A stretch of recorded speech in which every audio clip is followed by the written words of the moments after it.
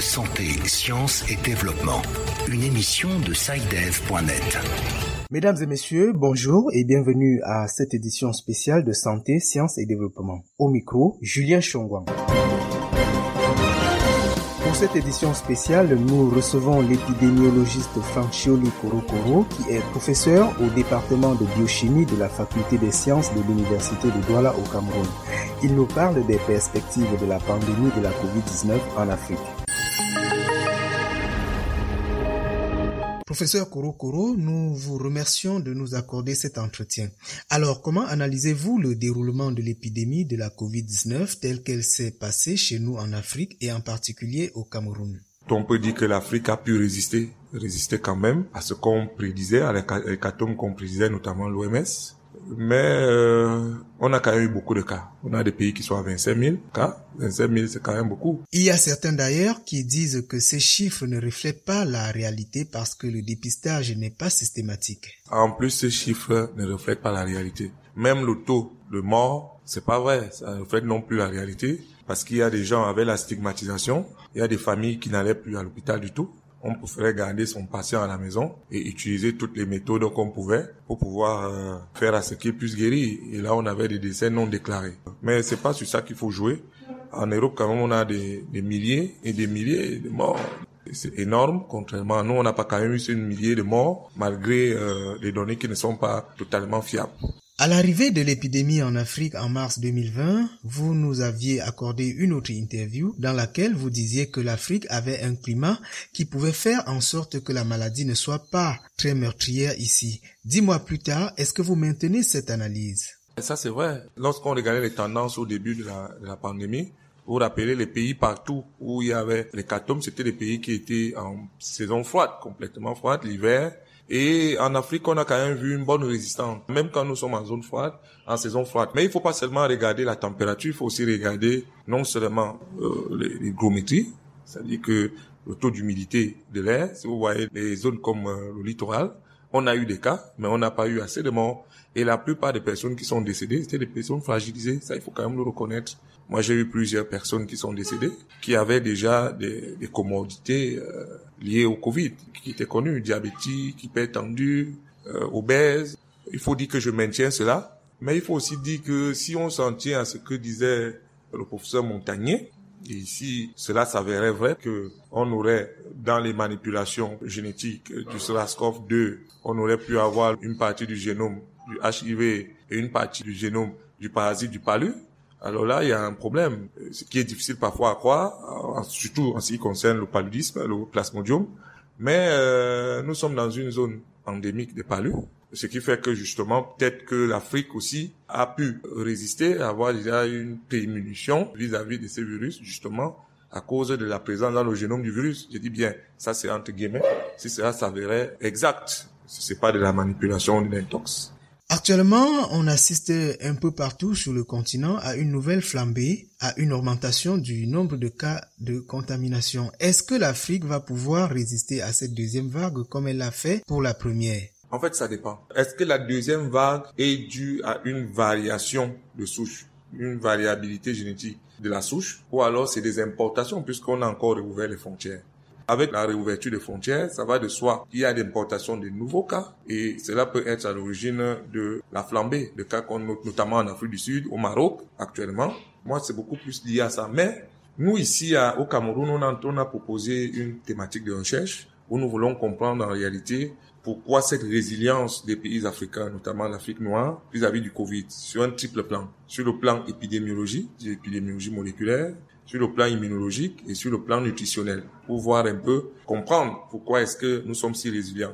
Et les résultats qu'on est en train d'observer aujourd'hui, notamment en Angleterre, avec l'émergence de la fameuse souche qui semble beaucoup plus virulente, parce que ayant subi une mutation au niveau de la protéine qui justement intervient dans la pénétration du virus dans la cellule humaine, on peut se dire que peut-être chez nous aussi, parce que le virus mute énormément, surtout les virus ARN, je vous avais déjà dit ça, et on a près de 300 000 variantes de SARS-CoV depuis l'apparition. Donc, ça signifie que peut-être lorsque c'est arrivé chez nous, on a des souches moins virulentes en Afrique. Ceci peut être dû au climat ou un tas de trucs qui peuvent amener justement qui le virus se soit adapté à nous, à nos conditions, au-delà de ce que je vous ai dit concernant le rapport du professeur Montagnier, qui nous pousse un peu à croire que beaucoup de choses vont faire ce que l'Afrique puisse résister en termes de mortalité, mais aussi en termes d'infection. Vous avez parlé de ce projet d'étude dans lequel j'ai cru entendre un volet nutritionnel.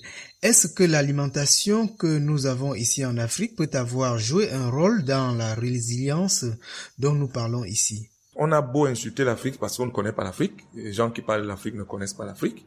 On a une alimentation quand même moins compliquée que l'alimentation américaine, qui est pratiquement synthétique, où les personnes sont obèses. C'est pour ça que les États-Unis souffrent beaucoup plus du Covid. Il faut comprendre que c'est une population qui a toutes les comorbidités liées au SARS-CoV. Hypertendus, parce qu'ils sont obèses, diabétiques, et ça, c'est à cause du type de nutrition que les Américains ont adopté. Contrairement à nous ici, nous mangeons bio pour la plupart, et on cuit bien nos aliments. Ça, c'est aussi quelque chose qui est important. Donc, je crois que ce régime peut être à l'origine. Dans tous les cas, nous voulons savoir d'une manière scientifique si notre alimentation nous a prémunés ou nous prémunés de la virulence. De toutes les façons, nous aimerions vraiment être parmi les premiers à avoir accès aux résultats de cette étude lorsqu'ils seront disponibles. Nous sommes à la recherche des financements. Ça, c'est aussi un gros problème pour l'Afrique. Quand vous entendez les autres découvrir, ils ne découvrent pas parce qu'ils sont plus performants que nous, les Africains. Ils ont accès au financement. Pour nous, les Africains, c'est un problème. C'est très difficile pour nous d'avoir les financements. Nous avons rédigé le projet. C'est là, depuis 6 mois, nous sommes à la recherche des financements. Et aujourd'hui, vous entendez, l'Europe parle de résilience. Maintenant, nous, on pensait déjà à ça à travers notre projet. Mais nous n'avons pas eu de financement. C'est très compliqué. Le SARS-CoV est un peu politique. Parlant de politique justement, est-ce que vous comprenez la méfiance que l'OMS et d'autres organisations ont affichée par rapport aux médicaments naturels qui ont été proposés en Afrique? Vous savez, cette question est compliquée. C'est compliqué de répondre à cette question. Si on prend les deux volets, au premier plan, l'Europe a tort de mépriser l'Afrique et de mépriser les solutions qui peuvent venir de l'Afrique. Ça, c'est quand même un mépris qui commence à perdurer et qui doit prendre fin à un certain moment. Mais maintenant, cela ne dédouane pas quand même un certain nombre de chemins qui doivent être suivis pour qu'un traitement soit homologué. Ça, il faut aussi le savoir, c'est scientifique. C'est vrai que les Chinois aujourd'hui utilisent des extraits de plantes pour pouvoir traiter directement des maladies que d'arriver jusqu'au processus de synthèse. Mais il faut dire qu'il faut prendre beaucoup de choses avec des pincettes. Et vous vous rappelez la solution qu'a proposée le Cameroun à travers le monseigneur Cléda. Il a reconnu. Il a dit qu'il ne soignait pas le Covid, mais que son traitement permettait d'éliminer un certain nombre de comorbidités qui étaient liées au Covid. Il a dit ça soulageait les souffrances. Et il a dit qu'il était pour parler avec le ministère de la Santé pour pouvoir évaluer justement son médicament du point de vue scientifique. Vous voyez? Et c'est ça qui doit être considéré. On doit évaluer scientifiquement un médicament avant de commencer à promouvoir ou promulguer des tas de choses. Ce qui n'a pas été le cas à Madagascar, quand ils ont fait la propagation, vendu des tonnes de médicaments, vous vous rappelez qu'après quelques instants, ils sont donc tombés dans la pandémie. Pour éviter les effets d'annonce, la science est quelque chose avec des règles connues. Je crois qu'il serait intéressant, même si nous sommes les Africains, on a des plantes qui ont des vertus intéressantes, mais il faut les évaluer scientifiquement. Mais je crois que certains chercheurs sérieux en Afrique essayent quand même de travailler d'une manière scientifique. Et ils sont en train, petit à petit, de donner un certain nombre de propositions qui, ma foi, avec le problème, et c'est là où j'aborde le deuxième volet, c'est les firmes pharmaceutiques. C'est un problème. C'est un problème de compétition. Les firmes n'accepteront jamais qu'un petit pousseur vienne arracher la vedette par rapport alors qu'ils ont dépensé des milliards de dollars pour pouvoir faire des financements et produire leur fameux vaccin. Là, vous avez vu les États-Unis, il a suffi juste qu'un laboratoire des États-Unis dise qu'ils ont trouvé leur médicament, quelque chose qui était déjà testé en Chine et qui avait montré que c'était inefficace. Mais vous avez vu que tous les médias se sont intéressés à ça parce que ça venait des États-Unis. Mais je crois qu'ils ont eu tort de pas vérifier les solutions africaines aussi. On aurait pu vérifier les solutions africaines et voir si cela avait, d'où le financement. On aurait au moins pu financer ça. Il y a un vaccin qui est déjà en train d'être utilisé en Occident, mais on constate toujours une forte résistance en Afrique où beaucoup de gens pensent que ce n'est pas exactement le même produit qui sera administré sur le continent. Qu'en dites-vous? Je vous ai dit tantôt que l'Europe a tort de mépriser l'Afrique. Tellement l'Afrique a subi des mépris qu'à un certain moment, la méfiance s'est installée. Cette arrogance des pays européens et américains fait aujourd'hui que l'Afrique a une réticence connue et avérée vis-à-vis d'un certain nombre de solutions qui viennent de ces pays et qui réellement ne sont pas des solutions parfois.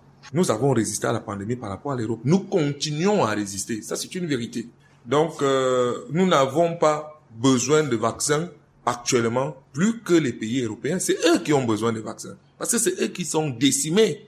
Faut dire qu'ils sont décimés. Le rôle du vaccin, c'est de prémunir quelqu'un de la maladie. Le vaccin ne guérit pas. C'est pas un traitement. Ça vient pour prémunir.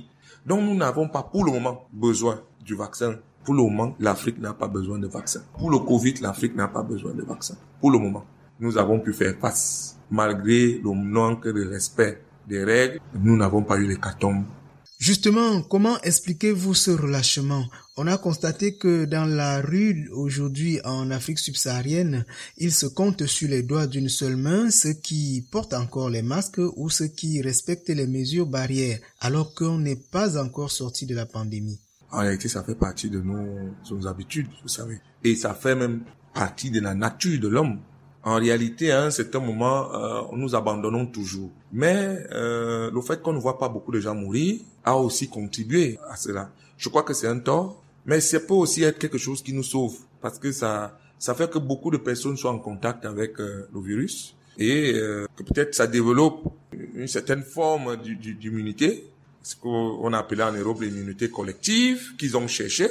Malheureusement, ils l'ont pas eu. Ils ont été obligés de revenir au confinement parce que ils ont ouvert pour que les gens puissent s'infecter et que leur organisme puisse résister, développer des mécanismes de résistance. Mais malheureusement, ça n'a pas fonctionné. Mais chez nous, on a l'impression que ça fonctionne, puisqu'on a démantelé pratiquement tous les centres d'accueil qu'on avait, notamment ce qu'on avait dans les stades au Cameroun.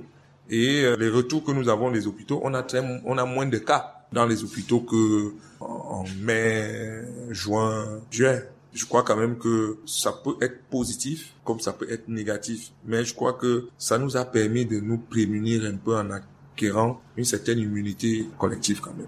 Comment voyez-vous donc l'avenir de la Covid-19 en Afrique? C'est difficile, c'est une question très difficile à laquelle il n'est pas facile de donner une réponse. Mais je crois qu'on a pu résister jusqu'à présent. Mais c'est plutôt les cas importés qui doivent nous faire peur. Les frontières sont réouvertes. Voilà une souche qu'on dit qu'elle est plus virulente que celle qui circulait depuis jusque-là. Voilà qu'on a une souche en Angleterre. On ne sait jamais comment l'Africain réagira à ce moment. Ça, c'est des choses qui font peur. Sur ce point, je crois qu'il faut rester vigilant, très vigilant, et essayer de maintenir les mesures de vigilance et les mesures barrières préconisées pour pouvoir au moins être sûr que nous puissions commencer à vivre avec. Dans tous les cas, le monde va vivre avec le Covid. Tout ce qu'on cherche, c'est atteindre dans les pays européens, par exemple, cette courbe descendante où on a plus de nouveaux cas. En fait, le nombre de nouveaux cas équivaut pratiquement au nombre de guérisons.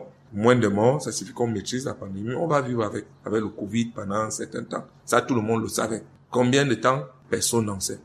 Maintenant, il y a quand même un vaccin qui a été mis sur pied. On va le tester, on va l'améliorer. On va voir ce que ça va donner pour les Européens. C'est eux qui nous ont apporté le Covid. Du moins, on parle du SARS-CoV-2 là. C'est eux qui nous ont apporté ça. Nous n'avons pas, du moins, la forme qui pouvait rendre malade chez nous. Cette forme-là, nous n'avions pas. C'est vrai que les coronavirus existent chez nous. Mais cette forme qui rend malade, aussi épidémique, on n'en avait pas. Donc du coup, je crois que c'est chez eux qu'il faut d'abord arrêter les choses pour qu'on cesse d'avoir cette saignée. C'est des cas importés.